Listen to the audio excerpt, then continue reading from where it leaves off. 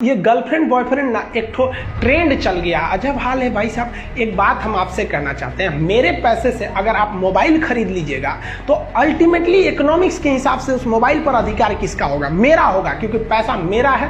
तो आप सोचिए, आप बाप के पैसा से अगर लड़की पटाएंगे तो लड़की किसकी होगी? इकोनॉमिक्स के हिसाब से बाप के लिए। तो लड़कियों को भी कहते हैं कि भाई ऐसा लड़का को मत वैल्यू दो जो बाप की कमाई पे तुमको घुमा रहा है। और लड़कों भी कहते हैं जागो, अगर बहुत शौक है ना गर्लफ्रेंड बनाने का तो अपने पैर पे खड़े हो जाओ। जिस दिन पैर पर खड़े होगे ना उस दिन समझ में आएगा ये सब चीज़ें फालतू चीज़ें होती है। कई लड़के बेचारे का दिल टूट जाता है, उनका शरीर एम्बुलेंस की तरह हो गया है, घायल दिल लेके घूम रहे हैं। अरे फालतू ये सब चीज़ें। जीवन में किसी के लिए आंसू मत बहाइएगा, वो आपके आंसुओं के काबिल नहीं होगा। और जो आपके आंसुओं के काबिल होगा वो कभी आपको रोने नहीं देगा।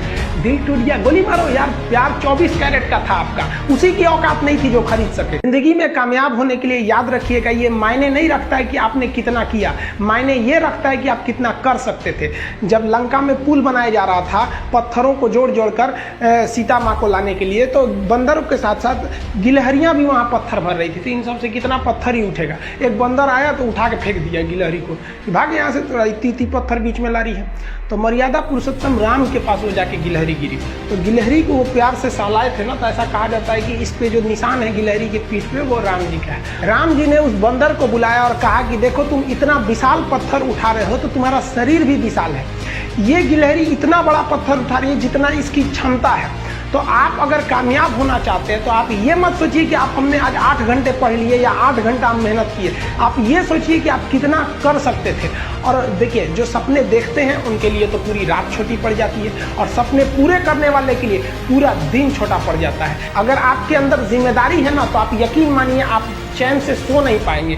जिम्मेदारी ऐसी चीज होती है जो रातों की नींद छीन लेती है। रात में जगने वाला हर लड़का आशिक नहीं होता। पैसा और समय में तालमेल बिठाना बहुत जरूरी होता है। पैसा कहता है कि तू कुछ करेगा तो हम आएंगे, जबकि लोग गलती करते हैं। लोग कहते हैं कि पैसा आएगा तब हम कुछ करेंगे, ऐसा नहीं है। पैसा कहता है कि तू मुझे आज बचा ले, मैं कल तुझे बचा लूंगा। पैसा बेशक भगवान नहीं है और ना ये आपके साथ ऊपर तक जाएगा, लेकिन पैसा जब तक आपके साथ है ना तब तक आपको नीचे गिरने नहीं देगा। देखिए, पैसा जीवन में बहुत कुछ है, बहुत कुछ, लेकिन पैसा सब कुछ नहीं है। इंसानियत मायने रखनी चाहिए। समय के साथ आप कभी खिलवाड़ मत कीजिएगा। दुख की बात यह है कि समय बहुत कम है, लेकिन सुख की बात यह है कि अभी भी समय है। लेकिन समय के पास इतना समय नहीं है कि आपको दोबारा समय देगा। वक्त नहीं लगाइए आपको यह निर्धारित करने में कि क्या करना है, वरना वक्त निर्धारित कर देगा आपका क्या करना है। हम सबकी सबसे पहली जो शिक्षक होती है वो माँ होती है, इसलिए माँ का शिक्षित रहना बहुत जरूरी है। अगर कोई शिक्षित माँ है तो वो कभी भी अपने बच्चे को शिक्षा से दूर नहीं करेगी। मेरा ये हरगिज़ कहना नहीं है कि जिसकी माँ अशिक्षित है उसका बेटा पढ़ा लिखा नहीं होगा। मेरी माँ आज भी अनपढ़ है, आज भी उससे 1 रोटी मांगते हैं ना तो वो 2 रोटी दे देती है। दुनिया की सबसे अच्छा अलार्म जो होता है वो माँ होती है। आप कहिएगा सुबह 7 बजे उठाने के लिए, वो आपको 6 बजे ही उठा देगी और कहेगी बेटा 8 बज गया आपको। इस दुनिया में आपको सबसे बेहतरीन ढंग से जानती है कोई तो आपकी माँ। वो और दुनिया से आपको 9 महीने पहले से जान रही होती है। कहा जाता है कि मेरे नसीब में एक भी गम ना होता अगर मेरी तकदीर लिखने का हक मेरी माँ को मिला होता है।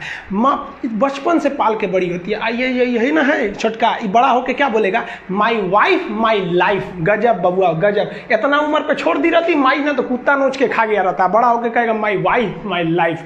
कभी भी माँ बाप से आप ऊंचे आवाज़ में बात नहीं कीजिएगा, वरना आपको शिक्षित कहलाने का कोई अधिकार नहीं है। और बाप जो होता है ना, बड़ा खुददार इंसान होता है, कभी बोल नहीं पाता है। माँ तो बोल भी देती है ना, बाप बोल नहीं पाता है। जेब खाली रहने के बावजूद मैंने बाप को कभी ना कहते नहीं देखा। इस दुनिया में बाप से रईस इंसान मैंने नहीं देखा। देखते होंगे कुछ लोग आपके गलत बात का भी जवाब नहीं दे पाते हैं। तो जवाब देने भाई साहब सबको आता है, बीच में माँ बाप का संस्कार चला आता है। और संस्कार बहुत चीज़ होती है। संस्कार यदि आपके अंदर है तो सब कुछ हारने के बाद भी आप जीत सकते हैं। और अगर संस्कार की जगह अहंकार आ गया ना तो जीता हुआ भी चीज़ों को हार सकते हैं।